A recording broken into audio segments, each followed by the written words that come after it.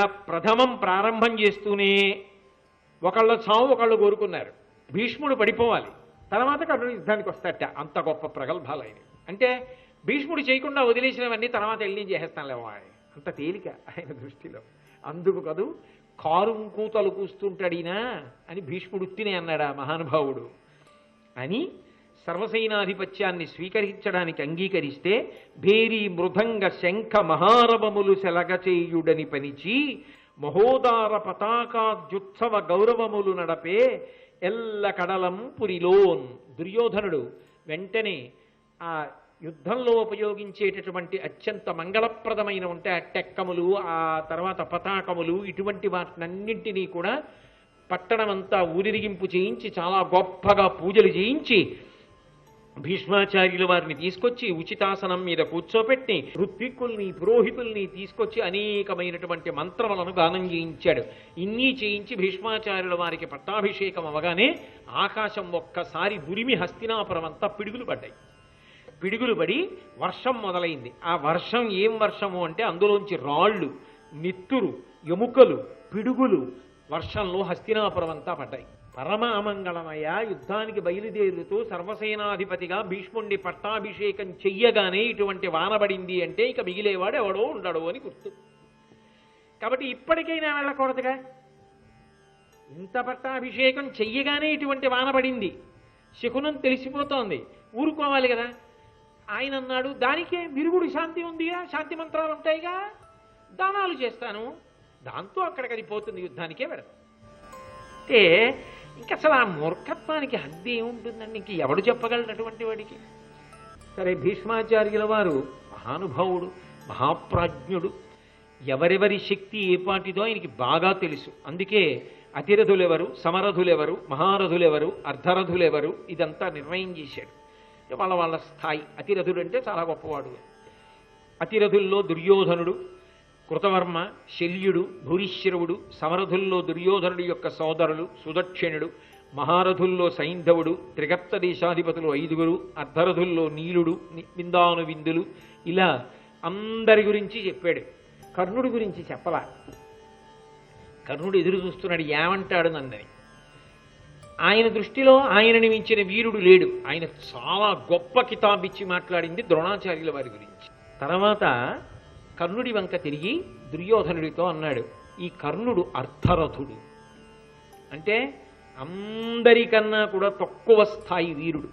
ఎందుచేత అంటావేమో, నీకు ప్రగ్గడయును నెయ్యంపు చెలియునై కయ్యంబునకు ఎప్పుడు కాలు త్రవ్వు పాండుపుత్రులతోడి పగకు నిన్నెసకొల్పు కొలువున రజ్జులు పలుకునట్టి రాధాసుతుండు అర్ధరథుడు. కుండలములు కవచంబు పోవుట కారణముగా బీరువారినవాడు వీరిడి కృపన్ పెద్ద పరశురాముండు శాపమున వీని అస్త్ర వీర్యంబు చిరిచే అట్లగుట వీడు పార్థు మార్కొని మానంబు ప్రాణములను తనకు సొమ్ముగా దక్కించుకొనగలేమి ఎల్లవారికి ఎంతయు తెల్లమదిపా. ఈ కర్ణుడు అర్థరథుడు. వీడేదో చాలా గొప్ప యుద్ధం చేస్తాడని నువ్వు ఆశలు పెట్టుకున్నావు. నీకు ప్రగ్గడుయును, నీకు చాలా గొప్ప మంత్రి కదూ ఈ కర్ణుడు, నీకు ఆలోచనలు చెప్తుంటాడు. నెయ్యంపు చెలియునై, మంచి చెలికాడు, స్నేహితుడు, ఎప్పుడు యుద్ధానికి ముందుంటానని చెప్పి కాలు తవ్వుతూ ఉంటాడు కదూ, అటువంటి వాడు. పాండుపుత్రులు ఎంతటి వాళ్ళు అని చెప్పి వాళ్ళ మీద పగతో తక్కువ చేసి మాట్లాడుతూ ఉంటాడు. కొలువుకూటంలో అటువంటి ప్రేలాపనలన్నీ పేలుతూ ఉంటాడు. అటువంటి వీడు రాధాసుతుండు అర్ధరథుడు. నిజానికి అర్ధరథుడు ఎందుకో తెలుసా? నేను పక్షపాతంతో చెప్పట్లా. సహజ కవచ కుండలములతో పుట్టాడు, కానీ ఆ కవచ కుండలములను తీసి దానం చేసేశాడు. దాని వలన ప్రమాదాన్ని కొని తెచ్చుకున్నాడు. బుద్ధిహీనుడు, ఎప్పుడు ఏ నిర్ణయం చేసుకోవాలో తెలియదు, కానీ చాలా దయ కలిగినవాడు. కృపన్ పెద్ద, చాలా దయ కలిగినవాడు. ఆయన ఏమి కేవలం తప్పు చెప్పట్లేదు, ఆయనలో ఉన్న మంచిని కూడా చెప్పాడు. దయ కలిగినవాడు. అలాగే పరశురాముని యొక్క శాపం చేత ఈయనకి ఉన్నటువంటి అస్త్రముల తేజస్సు నశించిపోయింది. అందుచేతనే అర్జునుడిని యుద్ధంలో ఎదుర్కొని గెలవలేడు, మానము ప్రాణము నిలబెట్టుకోలేడు. అర్జునుడి చేతిలో ఖచ్చితంగా యుద్ధభూమిలో మరణించి తీరుతాడు. కాబట్టి ఆ విషయం అందరికీ తెలుసు. నాకేమిటి, అర్థరథుడు. కాబట్టి కర్ణుడి స్థాయి అంతే. భీష్మాచార్యుల వారు అందరి యొక్క స్వభావములు తెలిసున్నవాడు, అన్ని విశేషములను గుర్తిరిగినవాడు.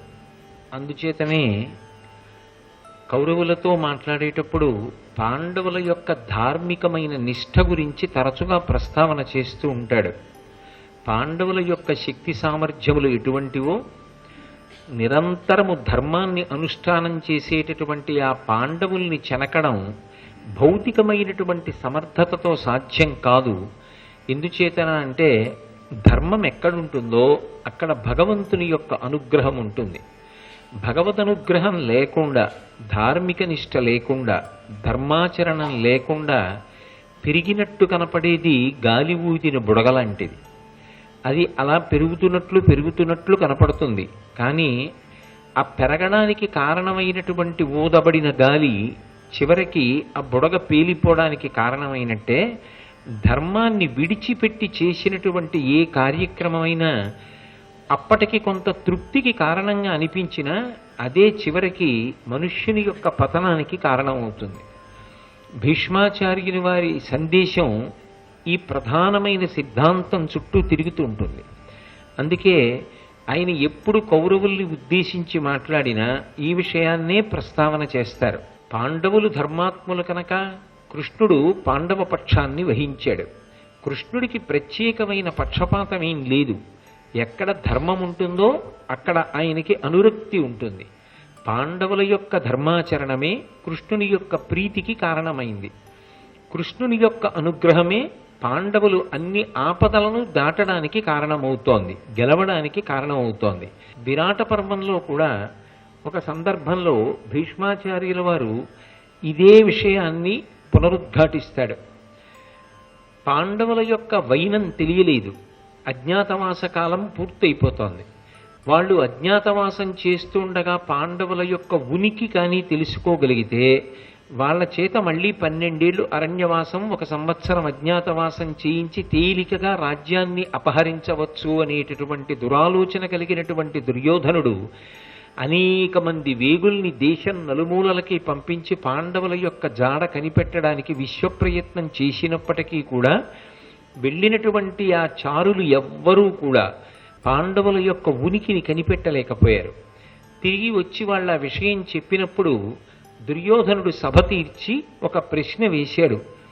పాండవుల యొక్క జాడ తెలియలేదు, ఇక అజ్ఞాతవాస కాలం పరిసమాప్తమైపోయేటటువంటి సమయము దగ్గర పడిపోతోంది. కాబట్టి పాండవుల యొక్క ఉనికిని తెలుసుకోవడానికి ఏదైనా ఉపాయమును చెప్పగలరా అని అడిగాడు. అడిగితే వెంటనే కర్ణుడు లేచి ప్రతిదానికి మాట్లాడతాడు. ఆ మాట్లాడిన దాంట్లో సారం ఉండదు. పాండవులను పట్టుకోవడానికి ఒకటే ఉపాయం, కొన్ని వేల మంది వేగుల్ని మనం దేశంలో అన్ని మూలలకి పంపిస్తే ఎక్కడో అక్కడ దొరికిపోతారు అన్నాడు.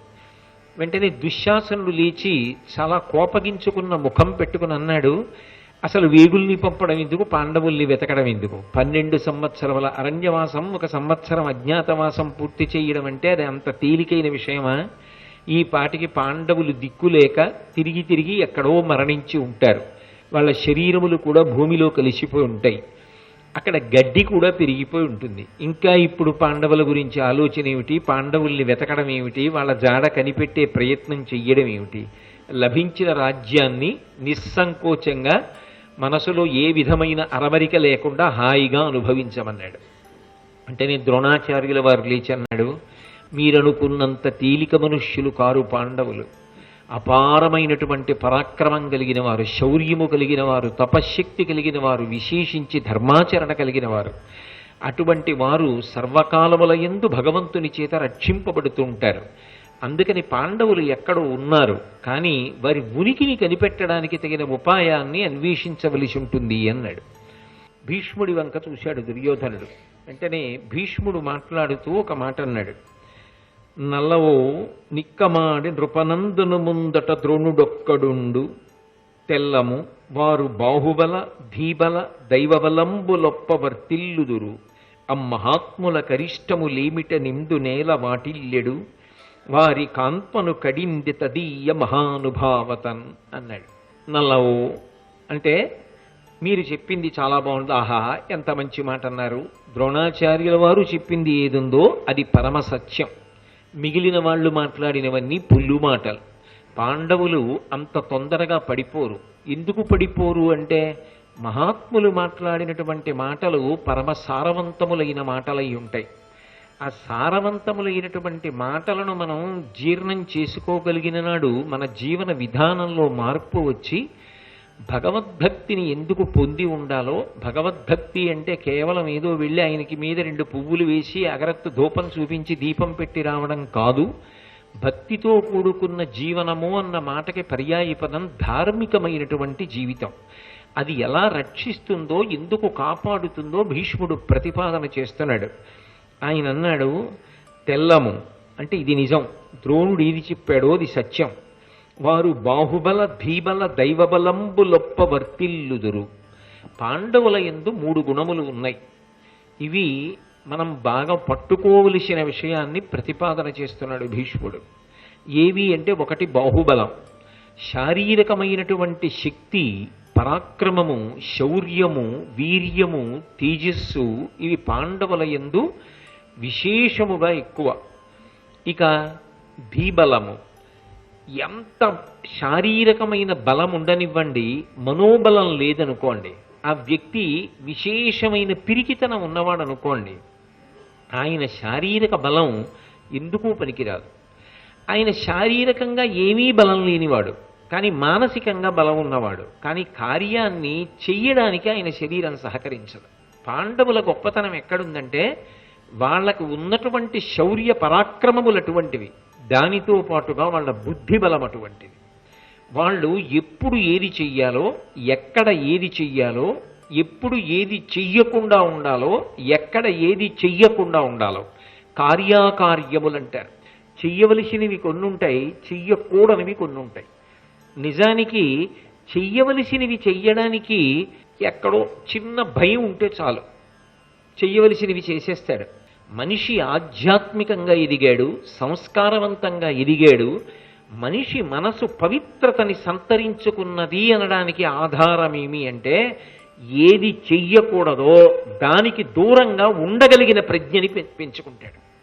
దానికి దూరంగా ఉండగలిగిన ప్రజ్ఞ కొరవడిపోయి చెయ్యవలసిన పనులు మాత్రం కొన్ని చేస్తున్నాడు అనుకోండి, ఇంకా శత్రువుని గెలవలేకపోయాడు. అంటే సాధించవలసిన పరిణతిని పొందలేకపోయాడు. బలహీనతలు వెంట తొరుగుతూనే ఉన్నాయి, దానికి లొంగిపోతూనే ఉన్నాడు. అంటే సాధనా బలం ఇంకా పెంచుకోవలసిన అవసరం ఉన్నది అని గుర్తు.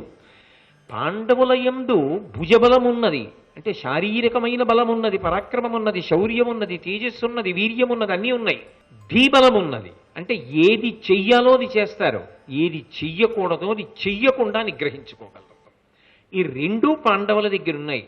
ఈ 2 ఉన్నంత మాత్రం చేత 3వది ఒకటి ఉంది, అది రాకుండా ఉండదు. అది ఏది అంటే ఆపద. ఆపద అన్న మాటకు అర్థం ఏంటంటే, ఏది వచ్చినప్పుడు నేను ఎంత శారీరకమైన బలవంతుడనైనా తప్పించుకోలేనో, ఏది వచ్చినప్పుడు నేను ఎంత బుద్ధి బలం ఉన్నవాణ్ణైనా సరే అధిగమించలేనో, దానికి ఆపద అని పేరు. ఆపద గడువం బెట్టను ఓపి శుభంబైన దాని నొడగొట్పను అంటాడు ధర్మరాజు గారు. ఆపద వస్తోంది అన్న విషయం మనకెప్పుడు తెలియదు. అది మన శరీర బలం చేత కానీ ధీబలం చేత కానీ మనం తప్పుకోలేము. అటువంటి వస్తూ ఉంటాయి. అప్పుడు ఎవరు రక్షించాలి అంటే, అది తెలుసున్నవాడు ఈశ్వరుడు ఒక్కడే.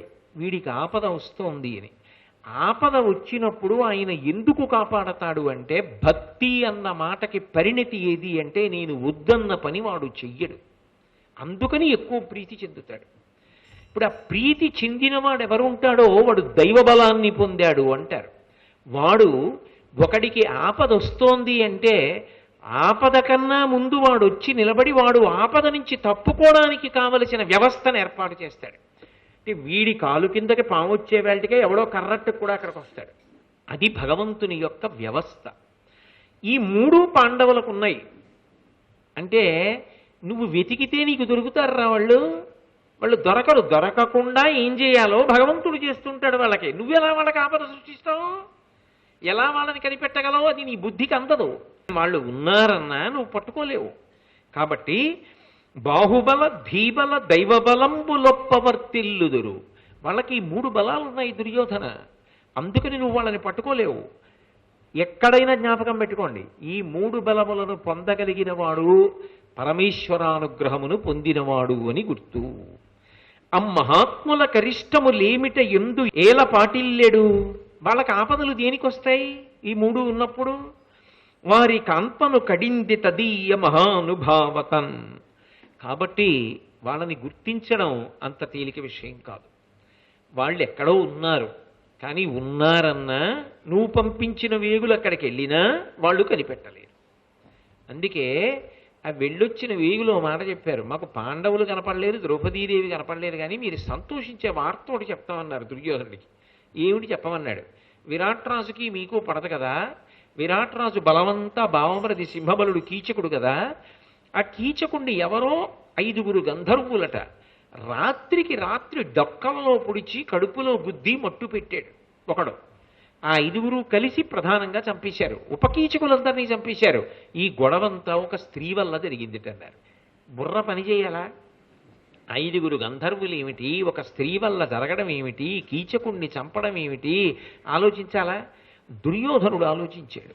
దగ్గరలో ఉన్నవాడు భీముడై ఉంటాడు, భీముడు చంపి ఉంటాడు అని అనుమానపడ్డాడు. ఇది వేగులకు ఆ బుద్ధి తోచినట్టుండుంటే ఏమో ఏమై ఉండుండేదో.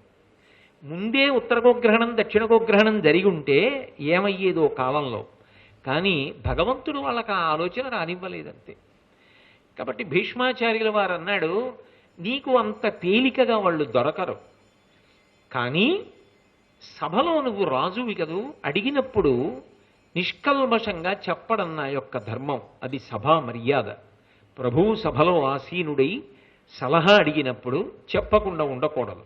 అందుకని నేను చెప్తున్నాను, పాండవులు ఎక్కడున్నారన్నది గుర్తించడానికి, పాండవుల్ని పట్టుకోవడానికి కొన్ని ఉపాయాలున్నాయి. వాళ్ళు ఎక్కడున్నారో తెలుసుకోవచ్చు.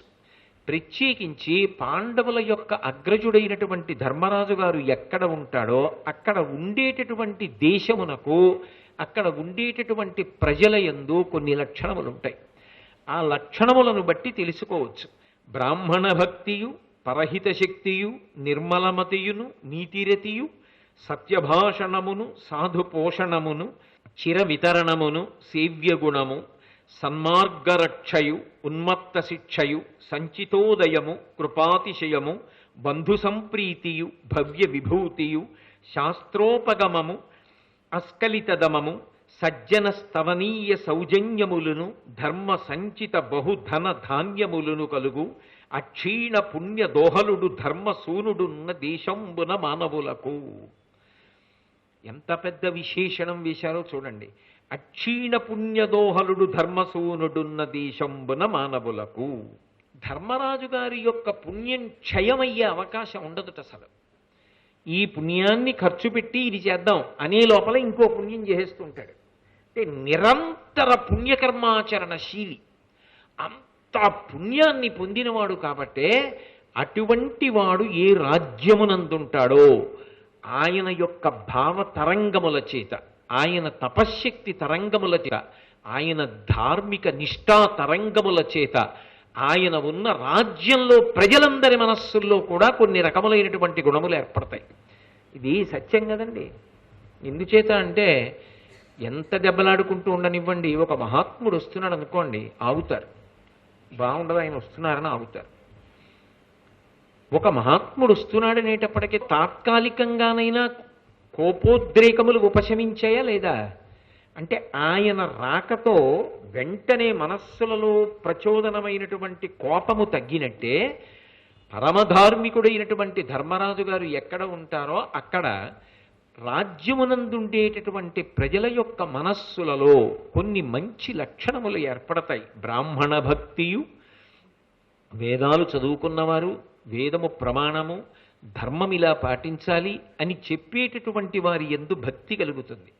అలాగే ఇతరులకు ఉపకారం చెయ్యాలనేటటువంటి భావన, మనసులు ఎప్పుడూ కూడా నిర్మలంగా ఉండడం, కుట్రలు కుతంత్రాలు చేసేటటువంటి ఆలోచనలు పోయి ప్రశాంతంగా ఉంటారు. నీతిగా బ్రతకాలనేటటువంటి ఉత్సాహం పెళ్ళుబుకుతుంది. మాటలలో అసత్యం తగ్గిపోయి సత్యభాషణానురక్తి పెరుగుతుంది. సాధుజనులు ఉంటారే, అటువంటి వాళ్ళని పోషించాలనేటటువంటి సత్సంకల్పములు కలుగుతాయి. అలాగే ఏ పుణ్యం చేసినటువంటి కారణం చేత బహుకాలము ప్రయోజనమును పొందవచ్చో అటువంటి పుణ్యకార్యములు చేయుట యందు అనురక్తి పెరుగుతుంది. ఒక దేవాలయం ఉందనుకోండి, దానికి ఓ పూల తోట వేశాడు ఒక ఆయన, లేకపోతే ఓ 4 మారేడు చెట్లు పాతి రోజు వచ్చి నీళ్లు పోసి పెంచి పెద్ద చేశాడు. అవి పెద్ద పెద్ద చెట్లు అయ్యి ఆయన శరీరం వదిలిపెట్టేశాడు. ఇప్పుడు ఆయన తెచ్చి రోజు నీళ్లు పోసి మొక్కలు పెంచి వెళ్ళిపోయాడు. ఆయన వెళ్ళిపోయినా ఈ మారేడు చెట్ల నుంచి మారేడు దళాలు కోసి ఆ దేవాలయంలో ఉన్నటువంటి దేవతలకు అందరికీ కూడా బిల్వార్చన జరుగుతోంది. ఆ బిల్వార్చన ఒక్కొక్క బిల్వం ఆయన మీద పడినప్పుడల్లా ఈ బిల్వ వృక్షాన్ని ఎవడు వేశాడో, ఎవడు నీళ్లు పోశాడో, ఎవడు పెంచాడో వాడి జీవుడు ఇప్పుడు ఇక్కడ లేకపోయినా శరీరం వదిలినా ఆ జీవుడు ఏ శరీరంలో ఉన్నా 6వ వంతు ఆయన ఖాతాలో వేస్తూ ఉంటారు. అంటే చిరకాలమునకు ఆ పుణ్యం పనికొచ్చిందా లేదా? అందుకే అక్షయ తృతీయ వచ్చింది. ఉదక భాండం ఇమ్మంటారు. ఆ మంచినీళ్లు ఆ రోజున ఇస్తే దాని వలన జీవుడు ఏ శరీరములో ఉన్నా దాహార్తిని పొందకుండా దాహం వేసినప్పుడు నీళ్లు దొరికి సంతోషంగా ఉంటాడని. కాబట్టి చిరకాలము పనికొచ్చేటటువంటి పుణ్యమును చెయ్యాలనేటటువంటి ఉత్సాహము జనుల యందు పొటమరిస్తుంది ధర్మరాజు గారు ఉన్న దేశంలో. అలాగే సేవ్యగుణము, పెద్దలని గౌరవంతో చూడడం, వారి పట్ల మర్యాదతో ప్రవర్తించడం అలవాటవుతుంది. సన్మార్గములో ఉండేటటువంటి వాళ్ళని రక్షించాలనేటటువంటి ఉత్సాహం పొందుతారు. ఎవరు దుర్మార్గులైన వారు ఉంటారో అటువంటి వారు శిక్షింపబడాలని, వాళ్ళని శిక్షించాలని అందరి యందు అనురక్తి పెరుగుతుంది.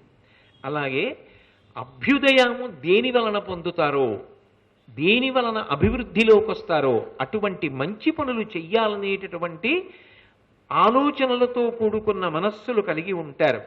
అందరూ దయాశీలురై ఉంటారు. బంధువుల యందు ప్రేమ కలిగినటువంటి వారై ఉంటారు. అలాగే వాళ్ళు శాస్త్రీయమైనటువంటి శాస్త్రము ఎలా చెప్పిందో అలా ప్రవర్తించాలనేటటువంటి ఆలోచన కలిగిన వారై ఉంటారు. ఇంద్రియములను నియంత్రించుకోగలిగినటువంటి శక్తిని పొంది ఉంటారు. ఇంద్రియములు గుర్రాల్లా పరిగెత్తి ఏ తప్పులు పడితే ఆ తప్పులు చేసేటటువంటి చౌకబారుతనానికి దూరంగా ఉంటారు. అలాగే సజ్జన స్తవనీయ సౌజన్యములను, పెద్దలైనటువంటి వారి చేత స్తుతింపబడేటటువంటి మంచి గుణములు ఏర్పడతాయి. అలాగే ధార్మికంగా సంపాదించినటువంటి అపారమైనటువంటి ధనము, ధాన్యము అందరి ఇళ్లల్లో ఉంటాయి. ఎప్పుడు ఆ రాజ్యమునందు ధర్మరాజున్నాడు అని గుర్తు. కాబట్టి దుర్యోధన, ఇలా ఏ రాజ్యమైనా ఉంటే అక్కడ ధర్మరాజున్నాడని నీకు గుర్తు పట్టుకోవచ్చు. అలా ఏదైనా రాజ్యం ఉందా ఆలోచించి, వెంటనే ఆలోచించాడు. ప్రస్తుతం విరాట్ రాజు గారి రాజ్యమే అలా ఉంది కాబట్టి ఖచ్చితంగా ధర్మరాజు అక్కడ ఉన్నాడు. వేగులు చెప్పిన మాట, భీష్ముడు చెప్పిన మాట అన్వయం చేసుకుంటాడు దుర్యోధనుడు. ప్రతి 10 సంవత్సరములకు కూడా 4 అధిక మాసములు వస్తూ ఉంటాయి. 4 అధిక మాసములు వస్తే మీరు ఒకటి గుర్తుపెట్టుకోండి, ఒక వ్యక్తి 80 ఏళ్ళు వచ్చాయనుకోండి, అప్పుడు 80 ఏళ్ళు వస్తే నెలకి ఒక చంద్రుడి చొప్పున సంవత్సరానికి 12 చంద్రుల్ని చూశాడు. 80 ఏళ్లకి 80 × 12 960 మంది చంద్రుల్ని చూశాడు. ఆ తర్వాత ప్రతి 10 సంవత్సరాలకి 4 అధిక మాసాలు వస్తున్నాయా? 80 ఏళ్ళంటే 8 దశాబ్దములు. కాబట్టి 10 ఏళ్లకి 4 చొప్పున 8 4లు 32 మంది చంద్రుల్ని చూశాడు. 960కి 32 కలపండి, 992. ఈ 992 సంవత్సరముల మీద 8 నెలలు వచ్చాయనుకోండి, 1000 నెలలు పూర్తయిపోయాయి. అంటే సహస్రచంద్ర దర్శనోత్సవం ఎప్పుడు చెయ్యాలి? 80 సంవత్సరముల 8 మాసముల వయస్సు నిండితే 9వ మాసంలో సహస్రచంద్ర దర్శనోత్సవం చెయ్యాలి. అంతేకాని 1000ని 12 పెట్టి భాగించి లెక్క పెట్టి 83 సంవత్సరముల 4 మాసములు పూర్తయిన తర్వాత 5వ మాసంలో సహస్రచంద్ర దర్శనోత్సవం చెయ్యమని శాస్త్రములు ప్రతిపాదించట్లేదు. అధిక మాసములను లెక్కలోకి తీసుకోవాలి. మరి అధిక మాసాల్లో కూడా చంద్రుడు, పూర్ణచంద్రుడు కనపడుతున్నాడుగా పౌర్ణమి నాడు. అధిక మాసములను లెక్కలోకి తీసుకోకపోతే కాలగణనకు పరిపూర్ణత లేదు. దుర్యోధన, నువ్వు లెక్క పెట్టినప్పుడు అధిక మాసములను దృష్టిలో పెట్టుకోవాలా. అధిక మాసములను కూడా దృష్టిలో పెట్టుకుంటే నిన్నటితో వాళ్ళ అజ్ఞాతవాస అరణ్యవాసములు పూర్తయిపోయాయి కాబట్టి అర్జునుడు యుద్ధానికి వస్తున్నాడు. కాబట్టి వాళ్ళు ధర్మదోషం చేశారని, వాళ్ళు కాల సిద్ధాంతమునకు పెట్టిన నియతిని ఉల్లంఘించారని అనడానికి ప్రమాణము లేదు. కాబట్టి వాళ్ళు చేసినది పరమ సత్యమే. అర్జునుడు వస్తే కనపడితే వాళ్ళు మళ్ళీ అరణ్యవాస అజ్ఞాతవాసములు చేయవలసిన అవసరము లేదు అని సిద్ధాంతీకరించినటువంటి శాస్త్రవేత్త, శాస్త్రమునందు అంత నిష్ట కలిగినటువంటి వాడు భీష్మాచార్యుడు. అలాగే ఆయన ఒక మాట అంటాడు, అట్టిదయైన నాడ తరియంబడి మూర్ఖతనంబు చెయ్యరే, ఎట్టన ధర్మపాశముల నిల్చిరి కాలము వేచియుండి, ఇంకెట్టును వారు కొంత తమ ఎట్టెర సూపక మననెత్తురే, ముట్టగా వచ్చిరేని మనముంతగా నోర్తముగాక దానికిన్.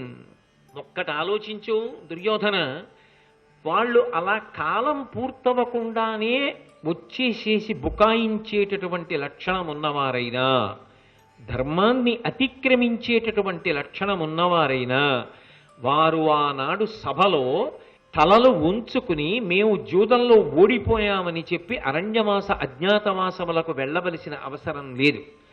ఆ రోజే వాళ్ళు ధర్మమన్న కట్టు తప్పి ఆయుధాలు పట్టుకున్న నాడు మీ 100 తలలు బదలగొట్టేద్దరు.